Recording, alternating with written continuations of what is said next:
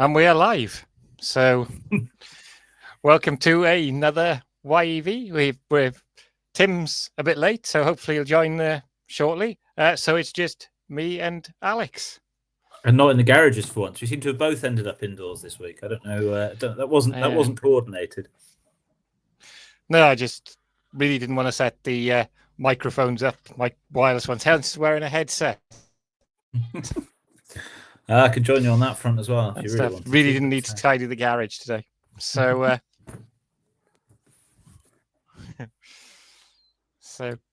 so we'll start. What have you been up to this week then? Well, I mean, it's Alex. Before I go into what I was going to say, I think I've got quite a few things. Yeah, the balance is certainly in your favour this week, I think. But no, I've had some stuff that I can talk about to an extent. Frozen. So I spent. Don't tell me. Oh, we've. Alex. Oh, well. I'm on the right network, aren't I? Yep. You back now? Oh, you. Yeah. I'm sat right next to the router. So only I can tell you that. You can tell yourself that. Can you hear me? Okay. So right, yeah, you're back with us now. So okay. Yeah. So I mean, I can't tell you about everything this week. But... Am I on a massive delay? You do seem to have a bit of lag.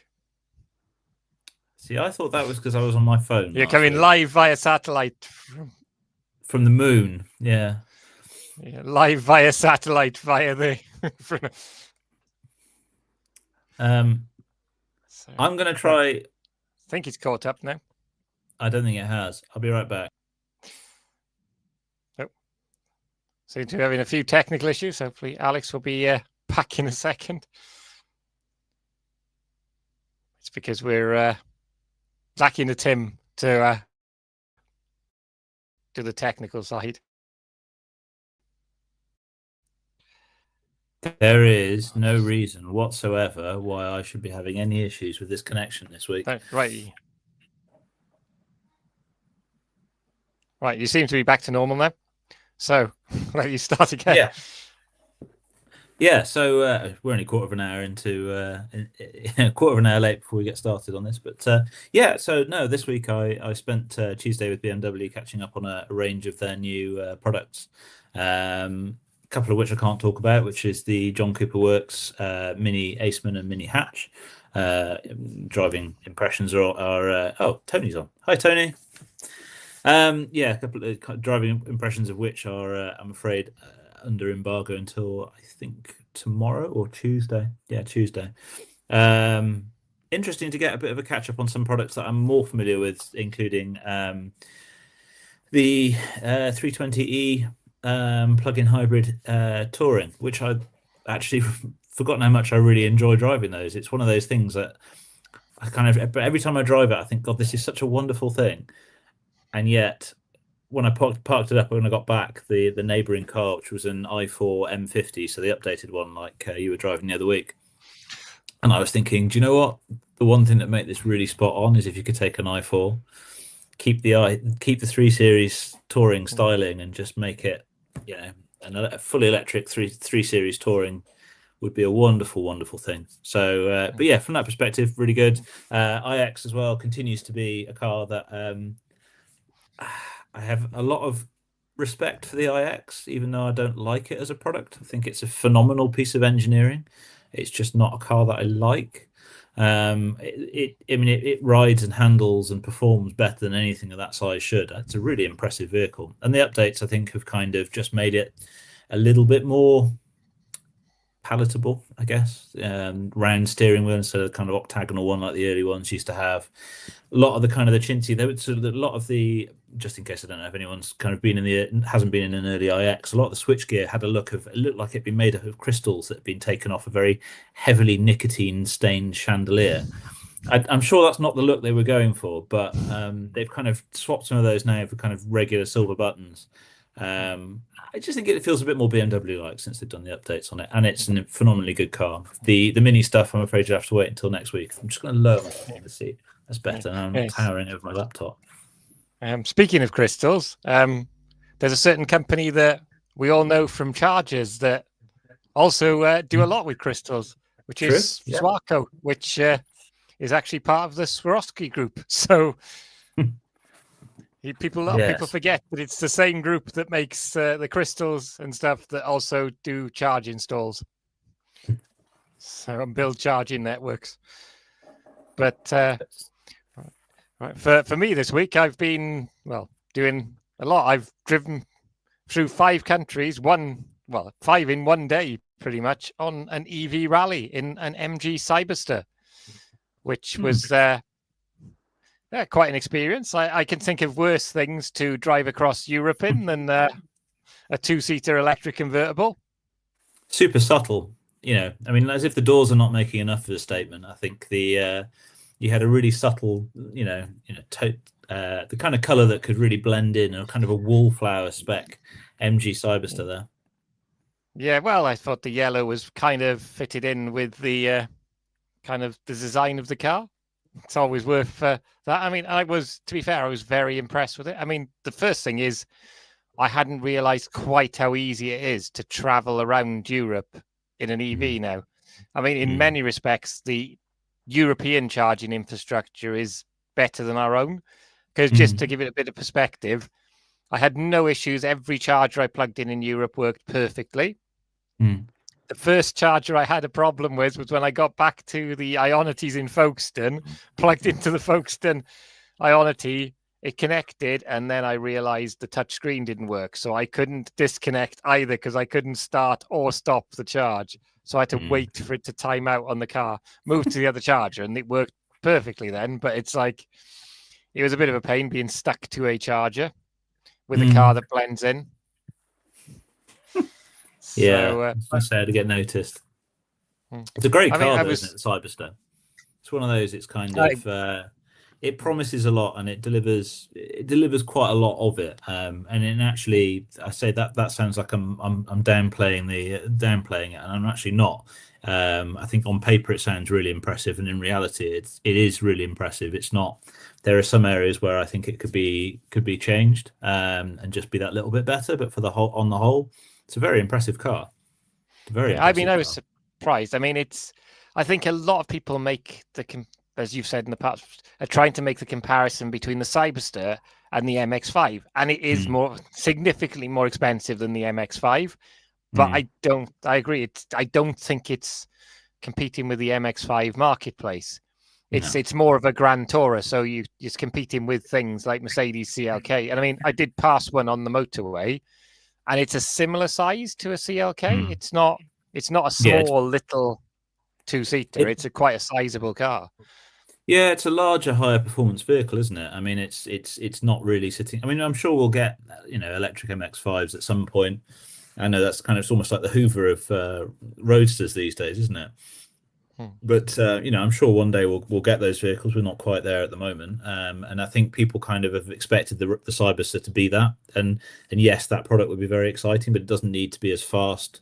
Doesn't need to be as large as the Cyberster is. The Cyberster is quite a wide car, isn't it? I found it was, if you tucked it into a parking space, it was deceptively large for what it was. So, I mean, I think it's an impressive piece of kit. I think you found much the same that I do. Is it's almost arcadey in terms of the way that the performance is just dizzying. But it feels quite remote in the way that it delivers it. So it feels really precise. It feels really sure-footed. It doesn't kind of roll or feel like it's going to kind of come unstuck when you're going around corners, but you do feel that step removed from it. And I kind of feel like, I hate to say it, I mean, it would have I'm eating my words a bit here, but I mean, the things that Hyundai have done with the Ioniq 5, where you've got the kind of the pops and bangs and the little bit of audible feedback, it doesn't have to sound like an engine, but that little bit of extra kind of feedback that you get on those cars just gives you a bit, just gives you that extra dimension. And I'm about to be interrupted by Half Tim. Sorry. Did one of them just shout, he's on his podcast? Yeah. At least they know. So, yeah, I mean, the other thing that impressed me was, I mean, it's got a lot of grip. I mean, I didn't try the launch mode. It wasn't really the appropriate place for it. But I mean, just when you need to overtake, it's got plenty of power there. I mean, if anything, I'd love to try the 2-wheel drive one to see if that same. gives you a bit more feel, Mm. because the all-wheel drive one, if it detects it's losing grip, it just puts power to the front wheels. Mm. I mean, looking at the menu screens on it, it doesn't appear to spend much of its time in all-wheel drive mode. It seems to just use it when it needs to. Mm. But I think 500 brake is it 540 brake horsepower is a lot for a car like that. Yeah, it's a significant amount of power, and I think it looks great too. I mean, the looks are kind of, in some ways, they are its best and its worst feature, in that the silhouette with the long bonnet and the low roof, and the sort of the low slung sports car silhouette, which, let's face it, is derived from kind of aping the way that you would have that body style arranged around a conventional combustion engine, right? So, but because of the platform that it's based on, where it's like a skateboard where you've got the battery under the floor, you do sit quite high in it, which I think is one of those things that there must be a way of just getting the seat just that little bit lower. Doesn't need to be much, 2 or 3 inches of dirt, or to kind of maybe rearrange the modules in the battery a little bit, just to kind of dip the seat a little bit lower. You have this very thick floor pan in it for the battery, and that does just make you feel a little bit more like you're sat on top of it rather than in it. But it's a very impressive car. Yeah, it also doesn't have a frunk, which was a bit disappointing. Yeah, there's a lot of car in front of you, isn't there, to not have anything in. When you open the bonnet, it kind of reminds me a bit like a Transformer, because it's got plastic covers, and one of them in the middle says Cyberster. So it's kind of got that feel. I mean, and they've got a proper hardtop one coming out now. They have announced they are going to launch that. So again, I'd love to try the 2-wheel drive one, because the actual efficiency wasn't awful on it. I mean, over the whole trip, I was averaging 4 miles per kilowatt hour, and there were some quick roads. I wasn't going, efficiently on all of them, and there were some autobahns involved, but the unrestricted ones, I'm not going to mention. They may have been higher than 130 kilometers an hour on those. They've just got commuter branch line has just joined us. Let's say bonjour. That's chiming in with the European road trip theme. I like it. So it's interesting. Yeah, there was a lot of. There was a lot of. So go on. I'm not on delay again, am I? No, I was going to say, you've had an opportunity to learn things that I couldn't possibly learn about that vehicle, because I had it in the UK. I mean, you've had the opportunity to do autobahns. You've had a longer distance, to drive that vehicle. I mean, you've had a real opportunity to kind of compare what, high and low speed and kind of cross country, and some really flat terrain as well. I mean, I'd imagine places like the Netherlands were quite good for the efficiency on that vehicle. Yeah, I mean, that was the good thing. I mean, you still get the people who say you can't do long road trips in an EV, but with that, I literally did. So I started off at Swansea, drove to Folkestone, then the next day got the Channel Tunnel to Calais.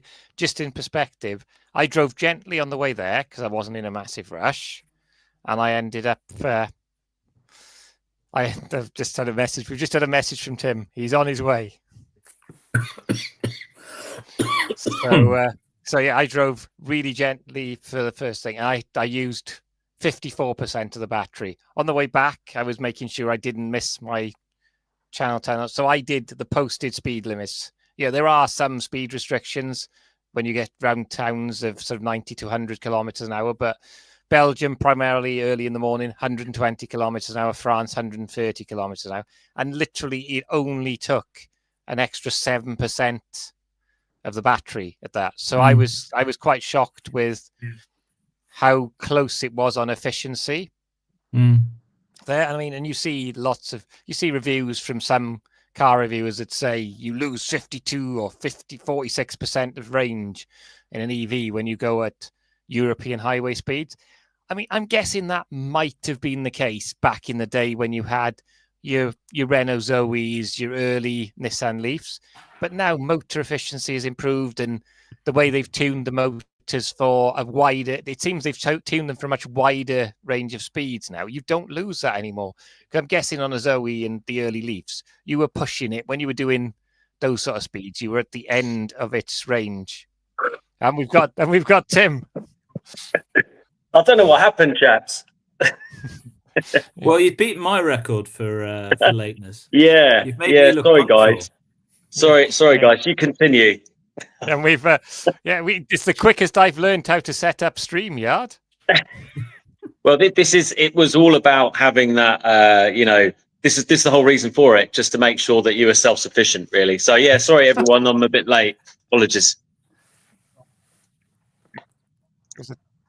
We've just been kind of going through what we've been up to, talking about the EV rally that I spent a week in the Cyberster. There are worse places to spend a week across Europe than in a 2-seater convertible with 500 brake horsepower. So have you already gone through the pros and cons? Is quite nice, isn't it? Have you already gone through the pros and cons of that vehicle? A little bit. This was a bit I was about to get to. About the other thing that lots of people have asked questions about with those doors. I mean, I will admit the doors add to the theatre of it. And at every stop, I had a number of people speaking broken English to me, asking me what it was as I pull up at a French or Belgium service station, and then the doors open electronically. It took me a while to work out which way was left and right on it, because I was trying to work out if the buttons on the door were left and right, if you were standing facing it, or if you were standing behind it. Apparently, it's if you stand if you're standing behind it, left and right. Because I'd be there trying to look cool and then open the passenger door instead of the driver's door on the remote. So, and the other thing I wish you could do on the remote, but you can't, is like the Astra convertible used to do. You could put the roof up on the remote. I wish they could, because it's probably a software thing. I wish you could do that on the remote of the Cyberster. So when you lock it, it does the windows up like a lot of cars do, but it'd be nice if you could hold it a bit longer and it would just put the roof back. Presumably you need to power up to do that, though. It's got quite a lot of juice to do that. But I mean, you've obviously got that power that you'd probably need to re-engage the high voltage battery to kind of just keep it'll be a low voltage system, but probably need a bit of juice from the high voltage battery to do that. I mean, that's the one thing Tim will be used to as a Tesla driver, which I still can't get used to, is the getting out of a car and assuming it's off when you lock it, and then getting into a car, putting your foot on the brake and putting it in drive, and then it just goes. I'm still like a button still. But I don't even think about it, to be honest. It just worked. Yeah, I get used to it. I got used to it after a week, and now I'm getting out of cars now and leaving them on because I haven't turned them off. But the other thing with the doors as well is, I mean, they're great for theatre, and 95% of the time, maybe even higher, they're not an issue. But there was an occasion in the Channel Tunnel, it's quite low, and they open quite high. Or they don't open quite high because the sensor sees the roof of the train. So I had to kind of slide out of under them. You can force it to go higher, but then I think you're overriding the sensor and it's saying you're on your own. I don't remember Le Shuttle. You're talking about Le Shuttle, right? Yeah. Yeah, I don't remember the ceilings being that low, but I've not been on it for a while. Funnily enough, I've just booked Le Shuttle because I'm going to be taking Rusty to France in July time, so that'll be an interesting drive. But I'm pretty sure they've got Tesla chargers at the Le Shuttle before you Felixstowe before you jump on. I don't know what's at the other end, but as long as I charge up at Felixstowe, yeah, it'd be interesting to see what the charge is going to be like on the way to where we're going in France. So yeah, they're the same both ends. The chargers are, and there's so much charging. The best thing I found is to have an Electroverse card in Europe because that just works on everything. Okay. So get yourself an Electroverse card, one of the consumer ones, because it's just tap. But weirdly, they even work on BP over there. Okay, so what if you don't have one of those cards? Do you have to sign up for their app or something? Some of them you have to sign up on. A lot more are contactless, but there's still stuff which are RFID over there. Right. Okay. So, I mean, your Tesla networks is going to be easy, but if you Oh, got yeah. any other one, Why would I use anything else? Absolutely. yeah. But the other thing with the doors where there's a bit of a disadvantage if you don't have a co-driver is there was one of the event venues where there was a gate to get out of, and you had to scan your ticket. So I got out, scanned my ticket, but it won't let you go in drive until the door is virtually shut. Unfortunately, that was as the gate was shutting that I needed to drive out of. So I did have to ask a random passerby luckily it was in the Netherlands, so they all spoke English. I had to say, could you scan my ticket? And that was like such a poser's car with me having to beg someone to scan my ticket for me to get out of the car park. So what was the sort of average watts per kilowatt So in the end? That's what surprised me. It's really efficient. So I was driving it was a mix of roads because the routes kind of made you take in some scenery rather than just go down the auto routes, which would be a bit boring. So the first 2 days I averaged 4 miles per kilowatt hour, which I didn't think was awful on and that I did have the roof down with that. Didn't seem to make a huge amount of difference, roof up or roof down, on the efficiency of it. Really? That sounds weird. Which surprised me, but I don't know. Maybe it's the airflow over it is not, so the wind. It wasn't. You didn't get bucketed in it. I mean, I think as well, if you were on the high-speed roads, you had to have the side windows up, which probably meant that it was actually not much different because the airflow was probably just going over the top anyway, like it would with the roof. I would say if it's getting 4 miles per kilowatt, it's not really that efficient then, based on the fact that I know you are Mr. Captain Efficiency. And that's pretty much what I can go on.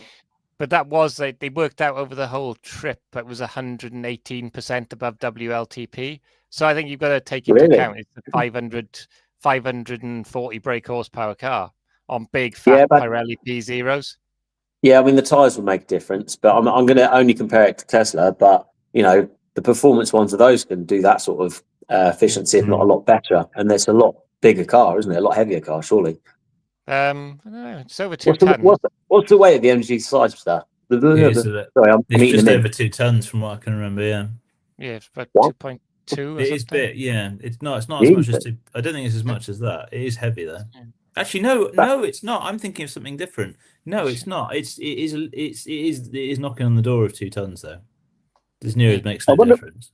I wonder what the single motor weight is, because I mean, I get it's a hell of a lot of car, but ultimately, you look at the MGF or any of like the sports cars, it's all about, lightweight and something that's fun, but something that's heavier, it's kind of then going into kind of Jaguar XK territory, isn't it? It's kind of like a bit of a heavy barge.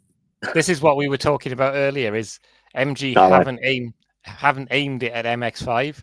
They've aimed it at CLK and Porsche Boxster and the other that probably not Porsche Boxster because they're a lot lighter, aren't they? But I was just looking at this. So an AMG SL, that's an SL. Yeah, it's not an SL. Yeah, sorry, I was just looking at the SLK. An SL63 is 100 kilos lighter. It's a bigger car, but wow. Yeah. That's my point. It, like I say, I think it does a lot of things well. I've not driven one yet, but from feedback from you two, we know that the doors are crap, but it's weight. I mean, I think that's a big thing for me. So yeah, I think if someone can nail a car which is as good and as exciting, as sexy as the Sidestar, but gets that weight right down, that could be a really exciting car to drive. You got the weight of the single motor one there, Alex? Yeah, they're about 1,900 kilos for single motor and 2 tons for just under 2 tons for the it's gross weight 2.2, but 2 ton curb weight for the dual motor one. Why is it so heavy then? Is the battery like 85 kilowatt hour or something? 77. So so basically it's a 300 mile range car. So yeah, it was doing the whole time I was there 500 and something kilometers. The other thing I noticed as well is it didn't drop off as much as some people say at high speed. So if you're doing sort of the 130 kilometers an hour on the auto routes, it lost 1 mile per kilowatt hour, which when you compare it, so that was out of all the cars on the rally, the only one that was more efficient there was the Mini Cooper S. So on those type of roads, it held its own, and I wasn't trying to hype a mile. It wasn't sitting like a 55. It was sitting at the posted speed limits and stuff. So then what amazed me is how slow some of the European roads have got now. A lot of them have time conditional speed limits. So between 6 and 7, it's 100 kilometers an hour. From 7 p.m. to 6 a.m., then it's 120 or 130 kilometers an hour. And there was a lot of roads with those conditional speed limits on then. And they seem to be being complied with quite a lot as well, which surprised me. You know, there were people in the fast lane going the 100 kilometers an hour. That's the thing they've tried to manage here with like, the active speed limits and the smart motorways and stuff that everyone seems absolutely terrified of in the UK. It's that trying to kind of traffic management, isn't it? It's like, I mean, we look at speeding in the UK, generally speaking, as being a 70 mile, going above 70 miles an hour. But you can be doing. This is an easy one to end up getting misquoted on. But I mean, in some cases, it would be safer to be doing 85, 90 on a bone dry day on an empty motorway than it would be to be doing 60 miles an hour, say in thick fog. It's a very narrow way of doing it, and they do manage that on the continent. I'm picking numbers out of but what I'm saying is we don't have an awful lot of stuff that really responds to conditions in the UK apart from on smart motorways, and they do that really well in Germany. Is they let you go as fast as you feel comfortable doing on the sections where it's well sighted and it's and the weather's good, and then they rein it in where it's environmental zones or where it's unsafe or close to junctions and other things, and people stick to it. It seems like a really sensible way of doing it. So, talking of top speeds, Kevin, what did you max out at on the MG? On an unrestricted autobahn, I got fairly close to its official speed. And what speed was that? So its official speed's 124. Okay. Well, it's speed limited, so it's very rapid up to quite close to that. But once it tapers off as you get closer to it, and your bottle goes when you run out of really straight, unrestricted autobahn. This has just reminded me of a couple of things. Number one, I've just remembered one of the reasons why I don't want the newer shape Tesla Model 3, and that's the max speed. Because the other reason I didn't want the Tesla Model 3 has recently been solved, because I know that people don't mind the indicator stalks and all the rest of it, but I had a friend, Russ, come over in his Highland long range the other day, and he's got the indicators for, the stalks for the indicators and for the gears for the Highland. They're from EN Enhanced, the same people that do the sexy buttons. Really good. Yeah, really, really good. They're stick on, but they're properly welded on there. The only thing it doesn't do is the screen wash, which isn't the end of the world because there's a button there anyway. But if I were to buy a Highland Tesla Model 3, or I suppose in the Y, because it doesn't have the drive, reverse, etc., 100% would have that. And if that ever put anyone off, then that's the thing to go for. I think they're only a couple £100, 300 quid maybe. The argument is they should have them in the first place. Sorry, there's a bit of a red herring here about talking about top speed, because I was thinking about how fast I've been in Rusty before, but I shouldn't really advertise that. I quite liked how the ADAS system interpreted an autobahn, an unrestricted one. So basically, it put the little circle where the speed was, and it just said 240. So literally on the unrestricted ones, it just said on the speed recognition system 240 kilometers an hour. That's a good one to ask everyone in the comments who's watching at the moment is, what's the fastest you've been on a private road, of course, or in an EV? Unrestricted. Or an autobahn. Because I know from a Tesla point of view, and probably a lot of electric cars, is the motor, they might have like the Tesla, a strong peak power, but that peak power only lasts so long. It's all about that continuous power. So the continuous power is the constant power. It will deliver all the time. Whereas I did actually do a video on my YouTube channel where we compared 3 different motors. It was the Mitsubishi, I think it was Outland motor, the Tesla motor, and this bus motor.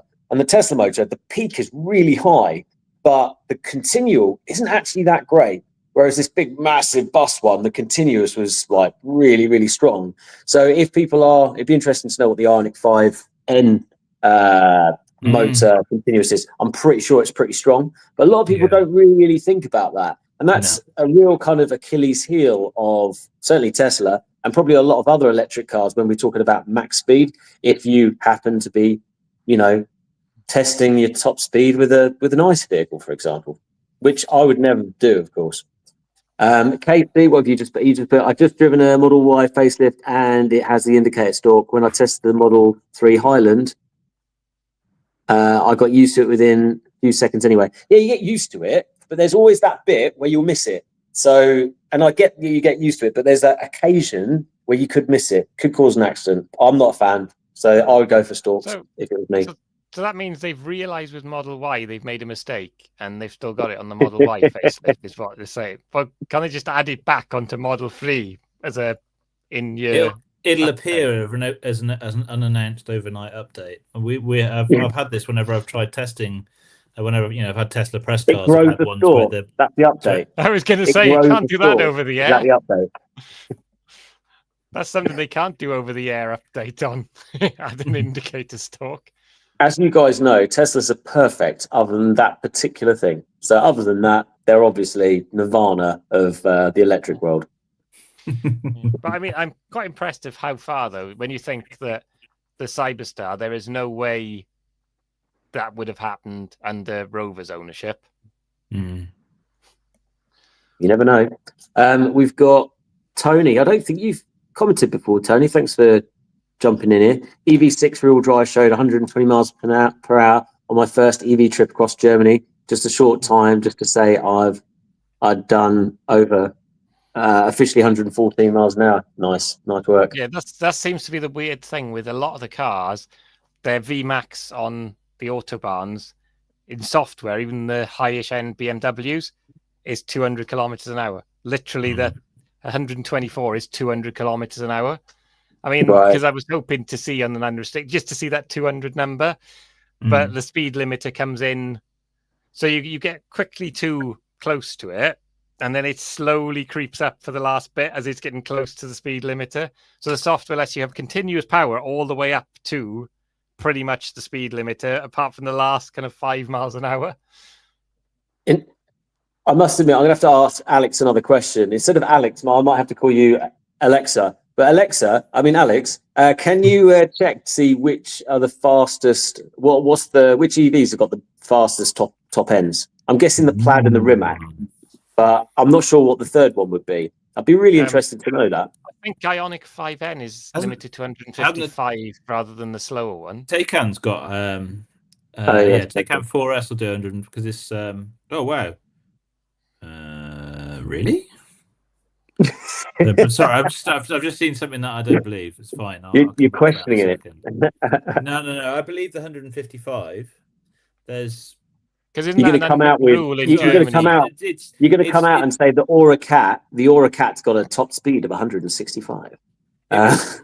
It's Google AI comes up with some nonsense, including the fact that no, actually that's not repeatable on here. It came out with one the other week that was quite rude about saying it was a mnemonic for tying your shoelaces. And you can Google it and you'll be able to find that. Well, if you're curious, Taycan will do 155, so that's up there with Plaid, isn't it? Plaid will do 155, and I would imagine the RS e-tron will do the same. Pretty sure the model. Go on, sorry, Kev.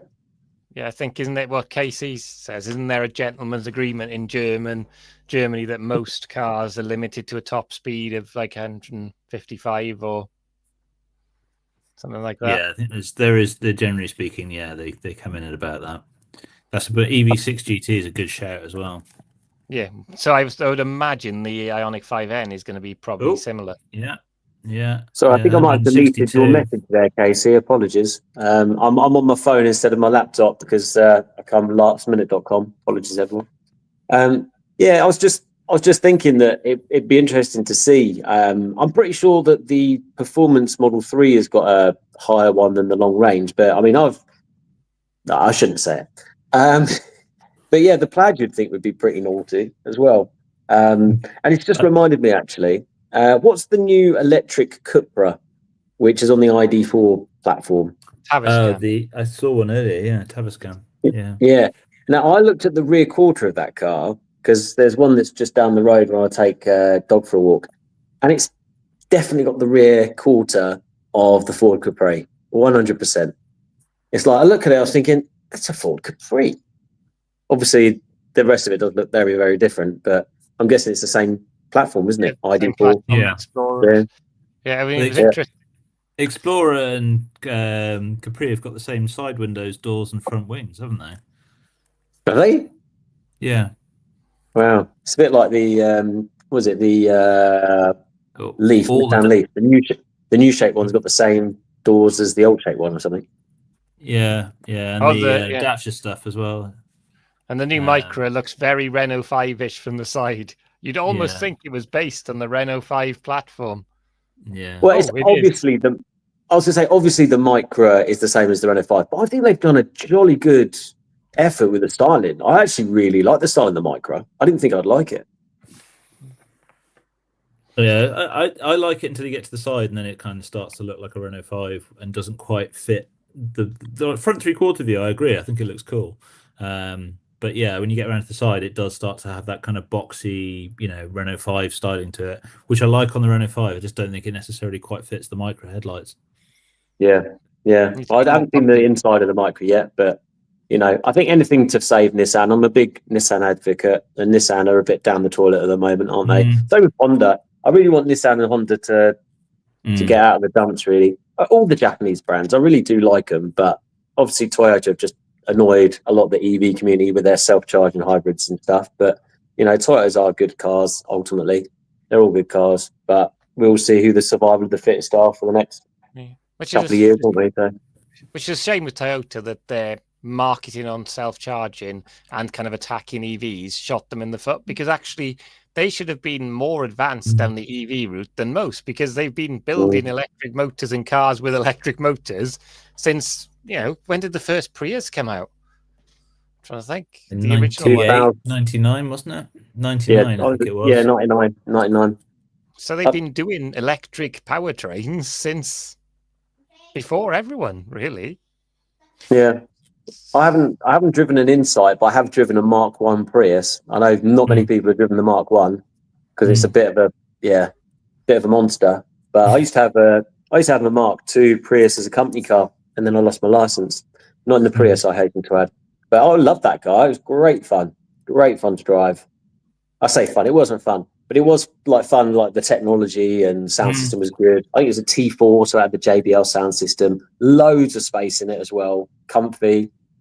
Yeah, I'm kind of curious about it. I've never driven one. I'm actually quite curious about it. I mean, I just think it's one of those kind of landmark cars that I think, good or bad, you've got to appreciate the engineering and the fact that how ahead of its time it was. It's not a car that you drive because you want to go and drive the door handles off it and kind of, go and do the same amazing, Evo triangle roads or something like that. It's a car that you just want to see what it's like and see what that next stage of motoring felt like when they were doing it back in 1999. So, or 98. The Mark II, from memory, I think it was a 54 plate that I had, and I just remember there's that EV button. So if at a certain speed, you've got to keep it under 30. You can stay all electric. And I did used to hack it down the country roads a bit as well. But yeah, I mean it's interesting. CHR Plus, what's that? Is that a new Toyota? Yeah. Well, actually, the new Prius looks alright as well. Yeah, the new CHR looks really, and yeah, I saw the CHR Plus as a concept a couple of years ago, and it was a handsome looking thing. The standard CHR is a cool looking vehicle as well. So It's interesting that I think with that they've gone for the two. And have you seen that they're now doing a touring version of the BZ4X? So they're BZ4X touring. So it's like an Nice. estate SUV thing. I seem to be seeing lots on the Yeah. road at the moment, though, without green bits on their number plate. Weirdly, Strange. yeah, like they're trying to hide it, like they're a hybrid or something. But talking about news that we've not talked about, I know that we've done a lot of EV rally stuff, no doubt, because I know Kevin is still excited and bouncy about his lovely continental journeys in his bright yellow beast.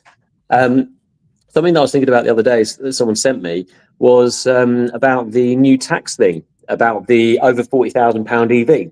They're getting rid of it, apparently. Do you hear that? Right. So, yes, but also it's been grossly overstated in the news this week.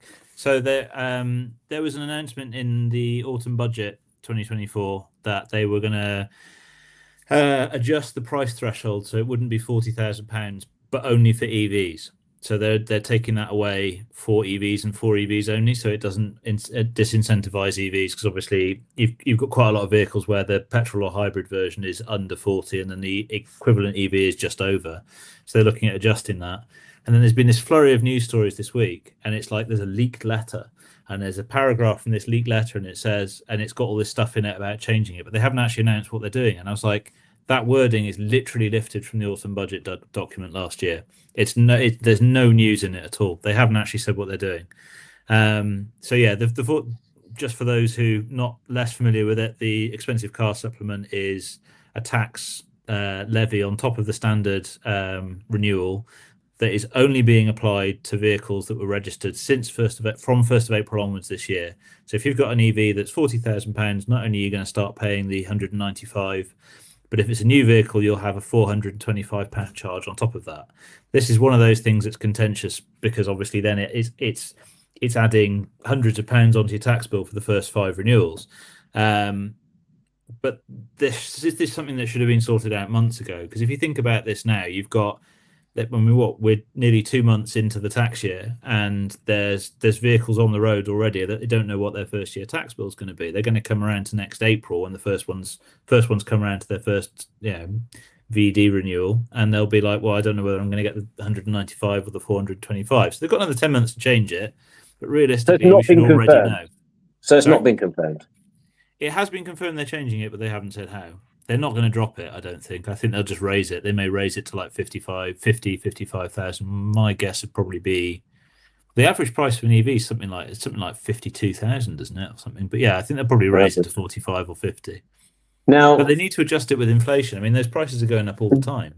And it was supposed to be when it was introduced in 2017. It was supposed to be 5% of vehicles would get hit by that, and now it's something like 60% of EVs are over that £40,000 mark. So yeah, it's not fit for purpose anymore. Sorry. Does this mean all I had in my head was does this mean the Vauxhall Grandland is going to go back up in price? You get the panoramic roof back. Almost definitely. Yeah. No, I'm trying to think what. That was something that was in the news recently that just kind of triggered me. But shall we go back to our EV rally correspondent, Kevin? It looks like he's actually got the proper commentator rally headphones and mic for people not watching the video. Proper wraparound kind of. Who's the Formula One commentator back in the day? You could say the Murray current Walker. What's his name? Martin Brundle. He's on the grid, isn't he? With his headphones. Yeah, there we go. Interrupting Martin people he doesn't know. Brundle, that's for sure. So what any other exciting cars on the EV rally, Kev, other than obviously yours, which was obviously the most exciting? To be fair, I think I was the only 2-seater convertible. I mean, there were a lot of BMW products on there from six rental. Oh yeah. Wasn't really impressed with the iX1 particularly. It looked all right, but it wasn't anything special. What shocked me was the lack of so at the start they said put the music on loud on the thing. The Cyberstar has a Bose system, so I put it up. But the BMW one, the iX1, was quite distorted when they turned it up. Harman Kardon or not? No, just it was a rental spec one, so I'm guessing not. Distorted Apparently, I'm has not had the allowed living. to say gypsy spec anymore, so I can't say it. Sorry, but yeah, Heavily distorted because literally everyone who's borrowed it for a few days has whacked the bass up on full and just absolutely kicked the hell out of it. absolutely. But what else did they have there? They had a Capri on there. So there's a photo of the MG next to the Capri. Yeah, they had saw a that. Sea Lion 7, Yeah, which is it's all right.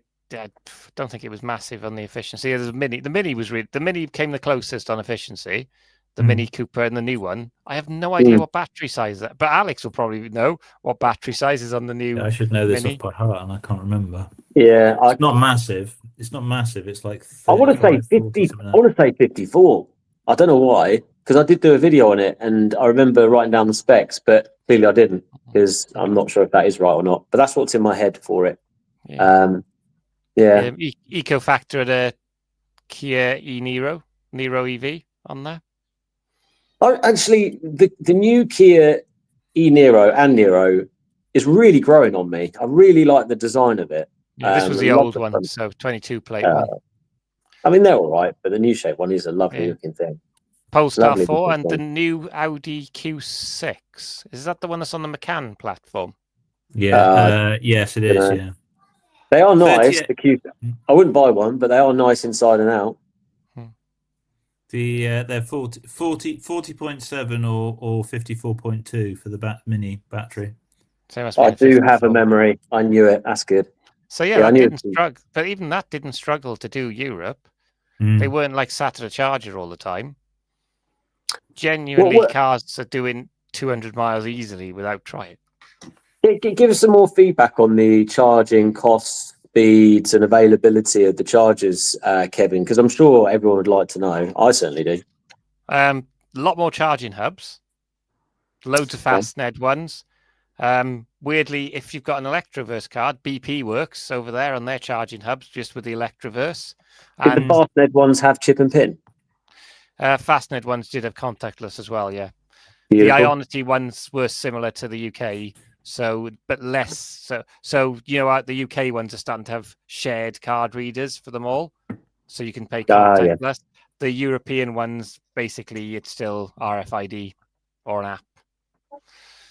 So, but they all worked. What the speed of these chargers, and were there plenty there? So none were broken. I didn't see any under 350 kilowatt chargers. Really?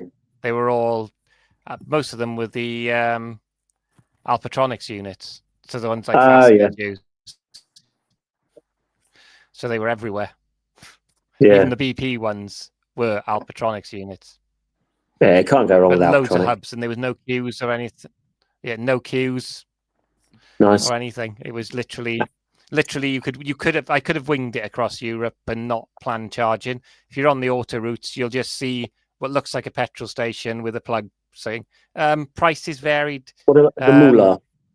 So some were as cheap as like 54 cents per kilowatt hour, but then in Amsterdam and up that way, they were pretty much the same price as we pay here, but in cents. So the exchange rate made it so 74 or 75 cents. It's worth remembering that across Europe there's a regulatory requirement for 350 kilowatt charging at set intervals across the entire strategic road network of Europe. It's called the AFIR, Alternative Fuels Infrastructure Regulation, and hydrogen at much larger intervals plus truck charging. So generally speaking, the installs over there are favouring the higher speed charging. So it's interesting where, like, theoretically the UK is further ahead from an electrification point of view, but actually Europe in a lot of the places are actually their infrastructure is further ahead than ours. So they're in a much better place from a growing point of view, whereas I think there's a few hurdles to climb here. So yeah, that's interesting, because I thought it was actually a lot cheaper to charge in Europe from what I hear. That's France interesting was, but France seems to be, but I guess they've got a lot of cheap nuclear energy, haven't they? In France, they do produce a lot of their own. They've got quite a few nuclear plants, haven't they, in France? But the other countries seem to be broadly similar. But the highest I saw was 75 cents. So What's That's that not too work out bad. with? That's pretty good. What's that work out with the exchange rate about? But 80% of that, so brain dead. Sorry. Well, I might as well. There's no point me. Just to clarify, obviously that was the EV rally. That's the kind of more corporate one. But you guys are also doing the London to Brighton rally. Is that correct? Yeah, in a few weeks. Yeah. Are you going further? Because Brighton, it doesn't stop at Brighton, does it? It goes further. Whereabouts does it go after that? I think that goes to Amsterdam as well, so people can sign up to do London to Brighton to Amsterdam. And Okay. I think this is the thing that shocked me, is how close Amsterdam is in reality. Because Yeah. literally I did from the chat. So I charged at Folkestone, got on the Channel Tunnel, Yeah. got all the way to Brussels on 40%, and then charged fully. So you got the shuttle to Brussels, not to Calais? To Calais. To Calais. So got from Calais to sorry. Brussels in 2 hours. Charged at the hotel on Ionity one to 100%. I didn't really need Sorry, to you charged to 100%? Well, no, 97. Kevin, disappoint me. Well, I didn't know how far I was going to go. But then driving to, and there were no one on. There were no queues. There were no queue. There was no queues on the charger. I was watching all the time, ready to move on. So I charged. The problem is, there's a lot of places they don't seem to have destination chargers. They just have more rapid chargers, which is like the hotel had 6 Ionity chargers in it. So it's like literally. So I charged there, but I could have made it from Brussels to Amsterdam on one charge. Literally, it's not that far. It's like, it surprises me how close it is. And what was it like driving in Amsterdam an electric car? Because it's not that car friendly, Amsterdam, is it? I mean, they have quite slow areas, but they are very scenic, the areas. So you get a lot of the traditional sort of Amsterdam style houses. And because I mean, the last time I've been to Amsterdam, I'd only been to the city. And I was a bit disappointed with all the graffiti and stuff like that. But actually, when you get out of the city, it's actually really scenic. And the roads and stuff like that. And I've probably spoilt the scenic roads with blasting out tunes on the Bose stereo with the roof down. Kev's on his K-pop. No, yeah. Tony's just put a nice little bit of feedback in the comments here. Tony has said Ionity with the passport power ad on gets you charging in mainland Europe for around 40 cents per kilowatt hour. That's very, very cheap. It's like 30p, isn't it? That's nice. That's very good. Yeah, that's the thing, actually. Of the networks in Europe, Ionity was the cheapest in general, just normal price.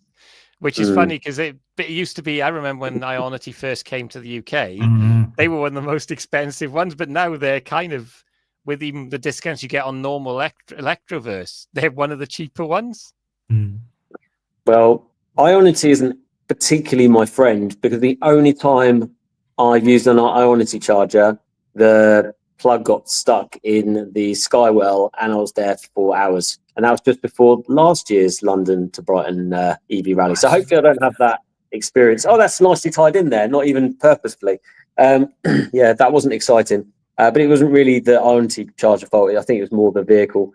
So we managed to find the emergency pull out in the end after far too many hours. But yeah, no, I definitely want to do the London to Brighton, chaps. I'm going to do it in one of the Teslas. I just need to. I'm going to have to do it in Rusty, aren't I? Going around London making like really funny noises out the Rusty. But I need a co-pilot. I need someone to come with me, really. But they need to be able to make their way back to wherever they came from, because after Brighton, I'm going to my sister-in-law's. So yeah, I need a camera person. You'll have to get Dean again.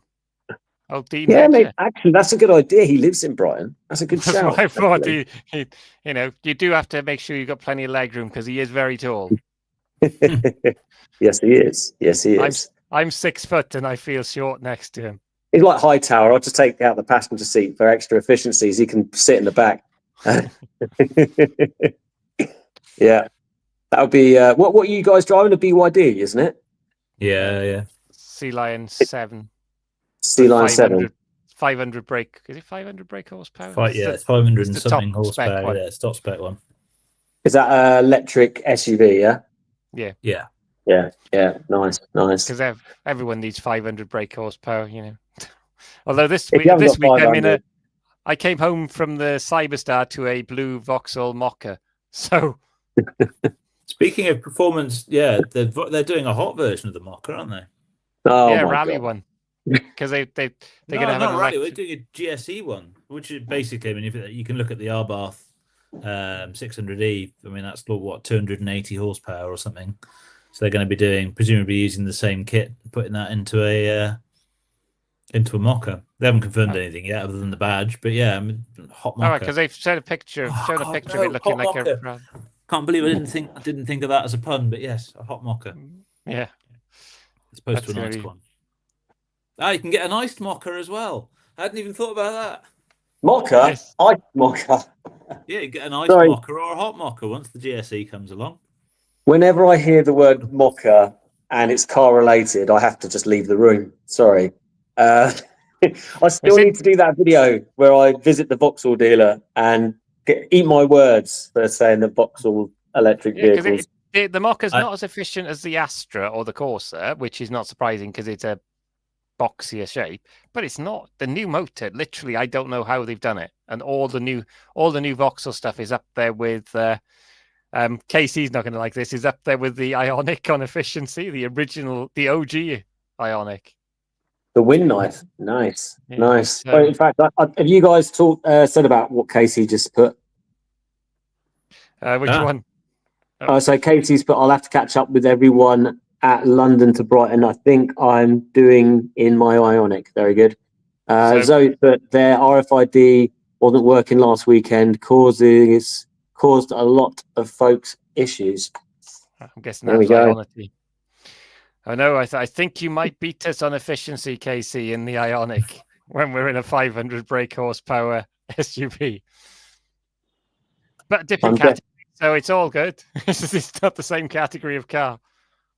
See, I don't want to try and do the efficiency thing for a rally because, as far as I'm concerned, if it's rally, it needs to be fast as possible. So, I mean, I won't be breaking the speed limit, but I need to be doing something that's quite interesting to keep me entertained. Because, yeah, I don't know. You guys are going to be going for pure efficiency, actually doing it properly, aren't you?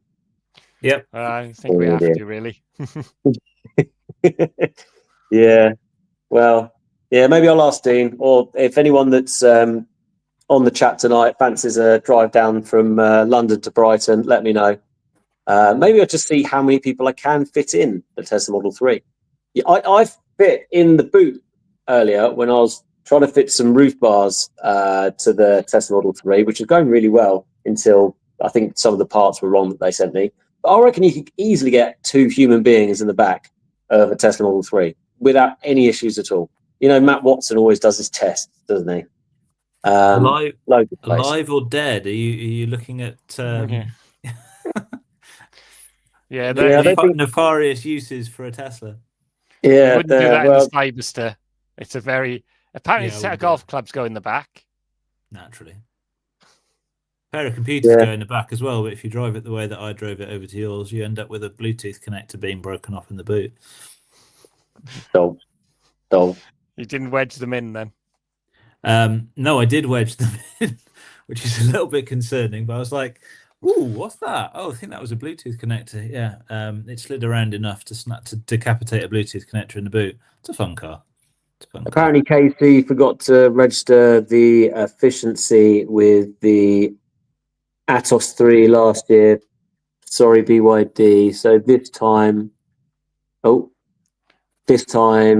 I'll actually do it. Yeah. No, I think he might be just willing to do it since he's going to be in the original Ioniq. So I'm expecting it's going to be a relatively high figure for that one. Yeah. Yeah, I'll be disappointed if you get under 6, Casey. One day, not this year. Well, one day I'm obviously going to do it in the TBR, but one day I'm definitely going to do it on Trikey. 100%. It's got to be done. Maybe not this year or next year, but the year after, I'll put some proper powerful batteries in And then I could probably get away with putting it on the bus on the way train, but no, you can't. They only let fold up bike go on the train, don't they?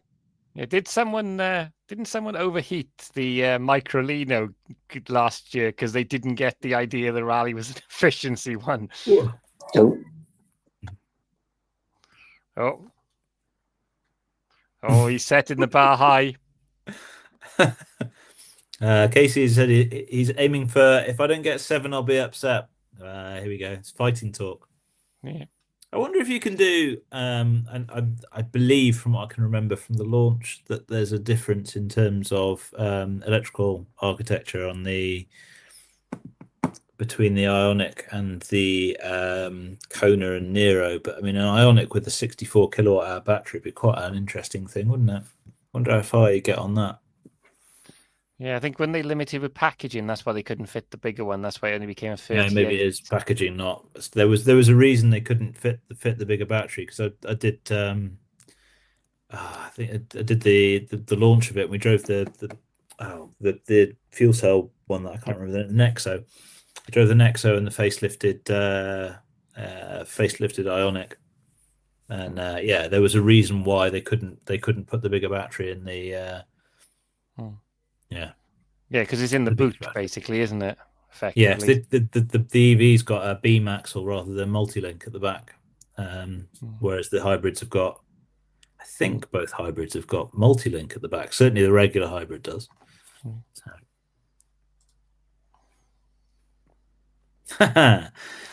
Kev would make, Casey says, Kev will get 10 plus, though, will make the whole of the Brighton route downhill somehow. Yeah, witchcraft. Be interesting. I don't think I could get 10. I mean, my highest so far has been 8.5 out of the new Corsa, which surprised me. That's so far that's the most efficient car I've driven.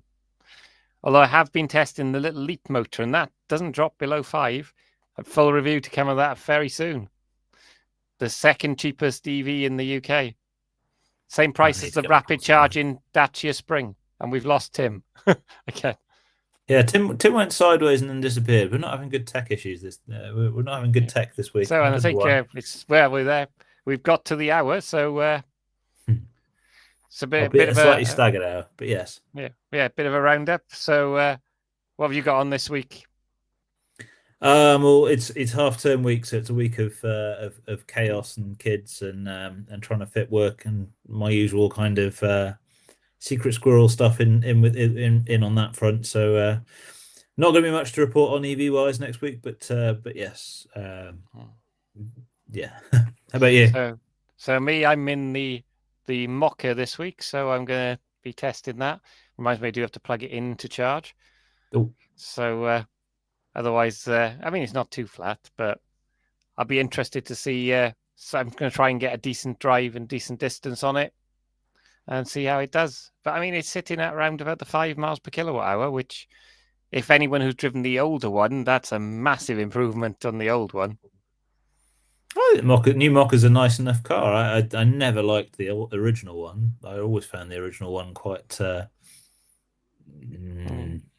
one of the few kind of cars that I just didn't get on with at all. And the new one's a nice little car. I can see why they're so popular. Yeah, one passed me of the original ones. Didn't realize quite how ugly it was.